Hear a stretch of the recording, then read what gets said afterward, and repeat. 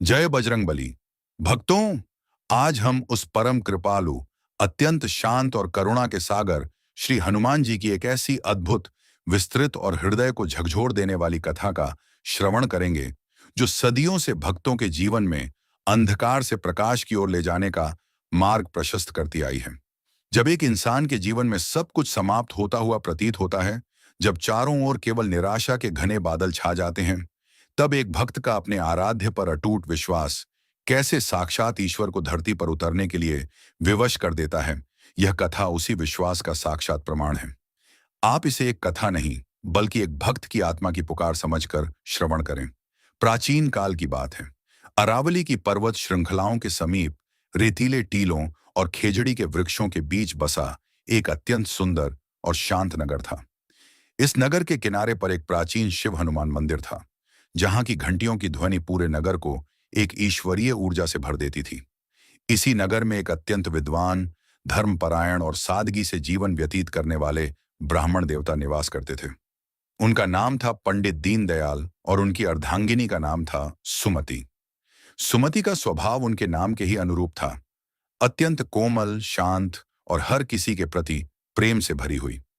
उनका घर मिट्टी का था, जिसे सुमति अपने हाथों से गोबर और पीली मिट्टी से लीप पोत कर दर्पण जैसा साफ रखती थी। घर के आंगन में तुलसी का एक हरा भरा पौधा था, जिसके आगे सुमति हर संध्या दीप जलाती थी। बाहर से देखने में यह परिवार पूरी तरह से सुखी और संपन्न लगता था। उनके पास धन की कोई विशेष कमी नहीं थी, समाज में मान सम्मान था और दोनों पति पत्नी का जीवन ईश्वर की भक्ति में व्यतीत होता था। लेकिन इस हंसते मुस्कुराते चेहरे के पीछे एक बहुत गहरी व्यथा छिपी थी। विवाह के कई वर्ष बीत जाने के बाद भी सुमति की गोद सूनी थी। उनके घर के आंगन में किसी बच्चे की किलकारी नहीं गूंजी थी। जब नगर की अन्य स्त्रियां अपने बच्चों को गोद में लेकर मंदिर आतीं, तो सुमति की आंखें डबडबा जाती थीं। वह अपने आंसुओं को पल्लू में छिपा लेती, लेकिन एक मां का हृदय, जो अभी तक मातृत्व से वंचित था, भीतर ही भीतर तड़तड़ाए उठता था। समाज के कुछ लोग, जो हमेशा दूसरों के दुखों पर नमक छिड़कने का अवसर खोजते हैं, उन्होंने सुमति को ताने मारने शुरू कर दिए। कई बार जब सुमति कुएं पर पानी भरने जाती, तो कुछ स्त्रियां जानबूझकर उससे दूर खिसक जाती और फुसफुसाकर बातें करती। यह तिरस्कार सुमति के हृदय में शूल की तरह चुभता था, लेकिन उसने कभी किसी को पलटकर जवाब नहीं दिया। उसका केवल एक ही सहारा था, अपने आराध्य पर अटूट विश्वास। पंडित दीनदयाल से अपनी पत्नी की यह मूक पीड़ा और आंखों के आंसू देखे नहीं गए। एक दिन उन्होंने एक अत्यंत कठोर निर्णय लिया। रात्रि के समय जब सुमति भगवान के सामने दिया जला रही थी, तब दीनदयाल ने भारी मन से कहा, सुमति, अब यह दुख और सहन नहीं होता। मैं कल ही इस नगर को छोड़कर घोर वन में जा रहा हूं। मैं वहां जाकर अंजनी पुत्र हनुमान की ऐसी कठोर तपस्या करूंगा कि या तो वे मुझे संतान का वरदान देंगे, या मैं उसी वन में अपने प्राण त्याग दूंगा। सुमति यह सुनकर सिहर उठी, लेकिन वह जानती थी कि उसके पति का संकल्प अटल है। उसने अपने आंसुओं को पीते हुए अपने पति को वन जाने की आज्ञा दी और स्वयं संकल्प लिया, स्वामी, आप वन में जाकर तपस्या करें और मैं यहाँ घर पर रहकर हर मंगलवार को संकट मोचन हनुमान जी का अत्यंत कठोर और विधि विधान से व्रत करूंगी। मेरा विश्वास कहता है कि करुणा के सागर हमारे दुख को अवश्य हरेंगे। अगली सुबह पंडित दीनदयाल ने वन की ओर प्रस्थान किया और पीछे छूट गई अकेली सुमति। उस दिन से सुमति का जीवन केवल और केवल हनुमान जी की भक्ति के इर्द गिर्द सिमट गया। हर मंगलवार को सुमति ब्रह्म मुहूर्त में उठती, कुएं के ठंडे जल से स्नान करती और पूरी पवित्रता के साथ घर को लीप कर शुद्ध करती। वह अपने हाथों से शुद्ध घी में चूरमा, गुद्दा और चने का प्रसाद बनाती। उसका नियम इतना अटल था कि मंगलवार के दिन वह तब तक अन्न का एक दाना या जल की एक बूंद ग्रहण नहीं करती थी, जब तक कि वह पूरे विधि विधान से श्री हनुमान जी को भोग न लगा ले और किसी भूखे या कन्या को प्रसाद न खिला दे। महीने बीत गए, ऋतुएं बदल गईं। ग्रीष्म की तपती रेत के बाद सावन की फुहारें आईं और फिर कड़कड़ाती ठंड। लेकिन वन में पंडित दीनदयाल की तपस्या और घर पर सुमति का मंगलवार का व्रत अखंड रूप से चलता रहा। सुमति का शरीर अब पहले से कमजोर हो गया था, लेकिन उसके चेहरे पर एक अपूर्व ईश्वरीय तेज आ गया था। उसकी आंखों में हर समय एक अजीब सी शांति और करुणा छाई रहती थी। ठीक वैसी ही शांति जैसी उसके आराध्य हनुमान जी के हृदय में श्री राम के लिए बसती है। समय का चक्र अपनी गति से घूम रहा था। एक बार सावन के महीने में लगातार कई दिनों तक मूसलाधार वर्षा होती रही। नगर के कच्चे रास्ते जलमग्न हो गए और घरों से बाहर निकलना भी असंभव हो गया। सोमवार की रात एक ऐसा भयंकर तूफान आया कि सुमति के घर की छत का एक हिस्सा गिर गया और जिस स्थान पर उसने मंगलवार के व्रत के लिए शुद्ध सामग्री, आटा, घी और गुड़ डाल रखा था, वह सब बारिश के पानी में भीग कर नष्ट हो गया। मंगलवार की सुबह जब सुमति उठी और उसने देखा कि घर में प्रभु को भोग लगाने के लिए कुछ भी शुद्ध सामग्री शेष नहीं है, तो उसके पैरों तले जमीन खिसक गई। बाहर अभी भी घनघोर वर्षा हो रही थी। न तो वह किसी से कुछ मांग सकती थी और न ही बाजार जाकर कुछ ला सकती थी। सुमति वहीं जमीन पर बैठ गई और फूट फूट कर रोने लगी। उसे अपने भूखे रहने की कोई चिंता नहीं थी। उसे पीड़ा इस बात की थी कि आज उसके आराध्य को भोग नहीं लग पाएगा। सुमति ने संकल्प लिया और हनुमान जी की मूर्ति के सामने हाथ जोड़कर खड़ी हो गई। उसने रोते हुए कहा, हे प्रभु, हे पवन पुत्र, आज मेरे पास आपको अर्पित करने के लिए कुछ भी नहीं है। ये मेरा दुर्भाग्य है कि मैं आज आपको भोग नहीं लगा सकी। लेकिन हे स्वामी, आज मैं भी यह प्रण करती हूं कि जब तक अगले मंगलवार को मैं अपने हाथों से शुद्ध प्रसाद बनाकर आपको भोग नहीं लगा देती, तब तक मैं भी अन्न का एक दाना और जल की एक बूंद भी अपने कंठ से नीचे नहीं उतरने दूंगी, चाहे मेरे प्राण ही क्यों न निकल जाएं। बुधवार की सुबह हुई, सुमति ने पानी तक नहीं पिया। गुरुवार आया, उसके होंठ सूखने लगे। शुक्रवार तक उसकी आंखों के आगे अंधेरा छाने लगा। शनिवार और रविवार आते आते सुमति का शरीर एक सूखे पत्ते की तरह कांपने लगा। 6 दिन हो गए थे। न अन्न न जल, भूख और प्यास की भयंकर तड़प से उसका शरीर बिस्तर से उठने में भी असमर्थ हो गया था। सोमवार की रात तक उसकी सांसें उखड़ने लगी थीं। ऐसा प्रतीत हो रहा था मानो किसी भी क्षण उसके प्राण पखेरु उड़ जाएंगे। लेकिन इतनी भयंकर शारीरिक पीड़ा के बीच भी सुमति के मन में रत्ती भर भी क्रोध या खीज नहीं थी। उसके सूखे हुए होंठ लगातार केवल एक ही मंत्र का जाप कर रहे थे, राम राम, जय हनुमान। अंततः वह बहुप्रतीक्षित मंगलवार की प्रातः बेला आ गई। सुमति ने अपनी पूरी शक्ति बटोरी। वह कांपते पैरों से उठी। उसे हर कीमत पर आज भोग बनाना था। उसने रसोई की ओर कदम बढ़ाया, लेकिन 6 दिनों के कठोर निर्जला उपवास के कारण उसका शरीर अब और साथ नहीं दे सका।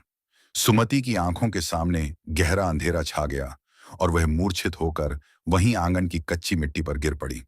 उसकी चेतना धीरे धीरे लुप्त हो रही थी। उसे लगा कि अब उसका अंत समय आ गया है और वह बिना प्रभु को भोगे लगाए ही इस संसार से विदा हो जाएगी। लेकिन सुमति नहीं जानती थी कि सच्ची भक्ति कभी व्यर्थ नहीं जाती। एक भक्त की यह निस्वार्थ तड़प और ऐसा कठोर संकल्प जब आसमान चीरकर वैकुंठ तक पहुंचा, तो वहां साक्षात भगवान भी विचलित हो उठे। सुमति जब आंगन में बेसुध पड़ी थी, तभी अचानक बाहर की हवा एकदम से शांत हो गई। एक अत्यंत ठंडी, सुखद और सुगंधित हवा का झोंका उस मिट्टी के घर में प्रवेश कर गया। उस अंधेरे कमरे में अचानक एक दिव्य, सुनहरी और अत्यंत कोमल रोशनी फैल गई। वह रोशनी इतनी सुखद थी कि मूर्छित सुमति को उस प्रकाश का स्पर्श अपने शरीर पर महसूस होने लगा। उसकी सारी पीड़ा, उसकी सारी थकान पल भर में ऐसे गायब हो गई जैसे कभी थी ही नहीं। उस दिव्य प्रकाश के बीच से एक आकृति उभरने लगी। वह कोई और नहीं, साक्षात पवनपुत्र हनुमान जी थे। लेकिन यह उनका कोई उग्र या वीर रूप नहीं था। यह उनका अत्यंत सौम्य, शांत और करुणा से भरा हुआ रूप था। उन्होंने एक अत्यंत तेजस्वी और शांत साधु का वेश धारण किया हुआ था। उनके मुख पर एक पिता के समान वात्सल्य और करुणामयी मुस्कान थी, जो किसी भी जन्म जन्मांतर के दुखों को हरने के लिए पर्याप्त थी। प्रभु धीरे से सुमति के पास आए। उन्होंने अत्यंत कोमलता से अपने दिव्य हाथ सुमति के सिर पर फेरे और उस अलौकिक स्पर्श मात्र से सुमति के भीतर एक नई चेतना का संचार हो गया। उसके नेत्र धीरे धीरे खुलने लगे। जैसे ही उसने अपनी आंखें खोलीं, उसे अपने सामने साक्षात ईश्वरीय तेज के दर्शन हुए। उस तेज के मध्य में खड़े उस शांत और करुणामयी साधु को देखकर सुमति को यह समझने में तनिक भी विलंब नहीं लगा कि यह कोई साधारण संत नहीं, बल्कि स्वयं उसके आराध्य संकट मोचन श्री हनुमान जी हैं। सुमति के नयनों से अविरल अश्रु बहने लगे। ये दुख के नहीं, बल्कि परम आनंद के आंसू थे। वह लड़खड़ाते हुए उठी और उस दिव्य स्वरूप के चरणों में गिर पड़ी। उसके कंठ से शब्द नहीं निकल रहे थे, वह केवल सिसक सिसक कर रो रही थी। तब उस दिव्य साधु ने अत्यंत मधुर और गंभीर स्वर में कहा, जो किसी मंदिर की शांत घंटियों की ध्वनि के समान था, उठो पुत्री सुमति, मैं तुम्हारी अनन्य भक्ति, तुम्हारे इस अटूट विश्वास और तुम्हारी इस निस्वार्थ तपस्या से अत्यंत प्रसन्न हूं। तुमने बिना किसी स्वार्थ के अपने प्राणों की परवाह किए बिना मेरा स्मरण किया है। तुम्हारे इस कठोर मंगलवार व्रत ने मुझे तुम्हारे द्वार पर आने के लिए विवश कर दिया है। मांगो पुत्री, आज तुम जो भी वरदान मांगोगी मैं तुम्हें सहर्ष प्रदान करूंगा। सुमति ने हाथ जोड़कर कांपते हुए स्वर में कहा, हे दीनानाथ, हे कृपा निधान, आपने मुझे दर्शन दे दिए, मेरे लिए इससे बड़ा कोई वरदान नहीं है। मेरे घर में धन धान्य की कोई कमी नहीं है, परंतु हे प्रभु, मेरे आंगन की शांति मुझे काटती है। मुझे समाज के ताने नहीं चुभते, परंतु एक मां कहलाने की लालसा मेरे हृदय को छलनी कर देती है। यदि आप मुझ पर तनिक भी प्रसन्न हैं, तो मुझे एक संतान का वरदान दीजिए, जो मेरे इस सूने आंगन को अपनी किलकारियों से भर दे। हनुमान जी ने अत्यंत कोमलता से मुस्कुराते हुए अपना दाहिना हाथ सुमति के सिर पर रखा और कहा, तथास्तु पुत्री, तुम्हारे गर्भ से एक अत्यंत तेजस्वी, संस्कारी और सुंदर पुत्र का जन्म होगा। चूंकि वह मेरी कृपा और तुम्हारे मंगलवार के इस पवित्र व्रत के फलस्वरूप जन्म लेगा, इसलिए तुम उसका नाम मंगल रखना। वह जीवन भर तुम्हारी हर प्रकार से सेवा करेगा और तुम्हारा मान बढ़ाएगा। इतना कहकर वह परम शांत और सौम्य स्वरूप उसी दिव्य प्रकाश के साथ अंतर्ध्यान हो गया। सुमति वहीं घुटनों के बल बैठी प्रभु के जाने की दिशा में हाथ जोड़े रोती रही। उसकी सारी भूख, प्यास और थकान मिट चुकी थी। उसने उसी दिन प्रभु को शुद्ध प्रसाद का भोग लगाया और अपना 6 दिन का कठोर उपवास पूर्ण किया। प्रभु के वरदान स्वरूप कुछ समय पश्चात सुमति ने एक अत्यंत सुंदर और कांतिवान बालक को जन्म दिया। पूरे नगर में यह बात फैल गई। घर में खुशियों की शहनाई बज उठी। सुमति ने प्रभु की आज्ञा अनुसार बालक का नाम मंगल रखा। मंगल जैसे जैसे बड़ा होने लगा, वह अपनी माता के समान ही अत्यंत धर्मपरायण और सात्विक विचारों वाला निकला। वह अभी मुश्किल से 5-6 वर्ष का ही हुआ था, लेकिन उसकी समझ और उसकी बातें किसी ज्ञानी पुरुष जैसी थीं। सुमति का पूरा जीवन अब मंगल और हनुमान जी की भक्ति में लीन हो गया था। इधर वन में पंडित दीनदयाल की तपस्या को भी कई वर्ष बीत चुके थे। एक दिन उन्हें लगा कि अब उन्हें अपने घर लौट जाना चाहिए। लंबी दाढ़ी, बिखरे बाल और कमजोर शरीर के साथ जब ब्राह्मण देवता अपने घर के द्वार पर पहुंचे, तो उन्होंने एक अत्यंत सुंदर बालक को आंगन में खेलते हुए देखा। उनके कदमों में ठिठकन आ गई। उनके मन में विचार आया कि इतने वर्षों तक मैं वन में था, फिर मेरे आंगन में यह बालक कौन है। सुमति ने जब अपने पति को द्वार पर देखा, तो वह खुशी से दौड़ती हुई आई। उसने मंगल को पुकारा और कहा, बेटा मंगल, आकर अपने पिता के चरण स्पर्श करो। पंडित दीनदयाल का माथा ठनक गया। उन्होंने सुमति से कठोर स्वर में पूछा, सुमति, ये तुम क्या कह रही हो? मैं तो वर्षों से घोर वन में था, फिर यह संतान किसकी है? यह बालक मुझे पिता क्यों कह रहा है? सुमति ने अत्यंत पवित्रता और सच्चाई के साथ अपने पति को पूरी घटना कह सुनाई। उसने बताया कि कैसे वर्षा के कारण उसका व्रत खंडित होने की कगार पर था, कैसे उसने अन्न जल का त्याग किया और कैसे साक्षात हनुमान जी ने अपने अत्यंत शांत और सौम्य रूप में प्रकट होकर उसे यह पुत्र वरदान में दिया। परंतु शंका का विष बहुत भयानक होता है। यह एक बार मन में प्रवेश कर जाए तो सत्य के प्रकाश को भी ग्रहण लगा देता है। पंडित दीनदयाल का सांसारिक मन इस चमत्कारिक सत्य को स्वीकार नहीं कर पाया। उन्हें लगा कि सुमति अपने किसी पाप को छिपाने के लिए ईश्वर के नाम का सहारा ले रही है और झूठ बोल रही है। ब्राह्मण देवता ने उस समय तो कुछ नहीं कहा, लेकिन उनके भीतर ही भीतर क्रोध और ईर्ष्या की ज्वाला धधकने लगी। कुछ दिन बीत गए। एक दिन सुमति घर से दूर कुएं पर पानी भरने के लिए गई हुई थी। घर पर केवल पंडित दीनदयाल और नन्हा मंगल अकेले थे। ब्राह्मण के मन में पल रही शंका ने एक भयंकर रूप ले लिया। उन्होंने अपनी आंखों पर अविश्वास की पट्टी बांध ली और मंगल को अपने साथ लेकर नगर के बाहर एक अत्यंत सुनसान और गहरे कुएं के पास पहुंचे। उस कुएं का जल इतना गहरा और अंधकारमय था कि भीतर देखने पर भी कुछ दिखाई नहीं देता था। दीनदयाल ने अपने हृदय को पत्थर किया और उस मासूम मंगल को उठाया तथा उस अंधेरे गहरे कुएं में धकेल दिया। बालक की एक चीख गूंजी और फिर सब शांत हो गया। ब्राह्मण देवता भारी कदमों से और अपराध बोध को मन में दबाए वापस घर लौट आए।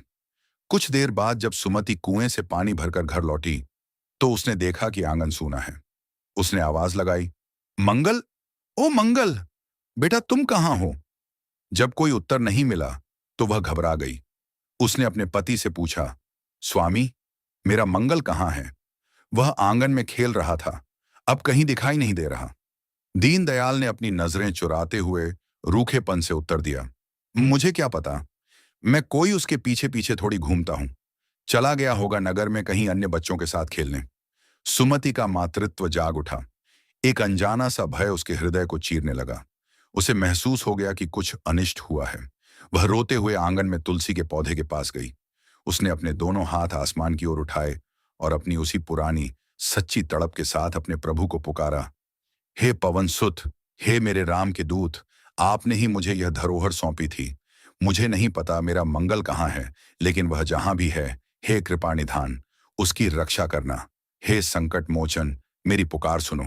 सुमति की आंखों से आंसू बह रहे थे। उसने पूरी शक्ति से पुकारा, बेटा मंगल, तुम कहाँ हो? और तभी सुमति के पीछे से एक अत्यंत मधुर और परिचित आवाज गूंजी, मां, मैं यहां हूं। सुमति पलटी। सामने खड़े दृश्य को देखकर पंडित दीनदयाल के हाथों से मानो प्राण ही निकल गए। उनकी आंखें फटी की फटी रह गईं। सामने उनका नन्हा मंगल मुस्कुराता हुआ खड़ा था। उसके वस्त्रों पर पानी की एक बूंद या मिट्टी का एक कण तक नहीं था। वह पूरी तरह से सुरक्षित, स्वस्थ और प्रसन्न था। दीनदयाल को अपनी आंखों पर विश्वास नहीं हो रहा था। जिसे उन्होंने अपने हाथों से मृत्यु के मुख में धकेल दिया था, वह साक्षात कैसे खड़ा हो सकता है? सुमति ने दौड़कर अपने मंगल को गले से लगा लिया और उसे चूमने लगी। उसी रात जब पंडित दीनदयाल अपने बिस्तर पर लेटे हुए थे, उनका मन भारी ग्लानि और पश्चाताप से भरा हुआ था। तभी उनकी आंख लगी और उन्हें एक स्वप्न आया। स्वप्न में उन्होंने देखा कि उनके सामने साक्षात श्री हनुमान जी खड़े हैं।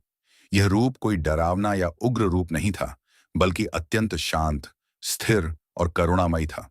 उनके चेहरे पर कोई क्रोध नहीं था, केवल एक सत्य का धीरज था। हनुमान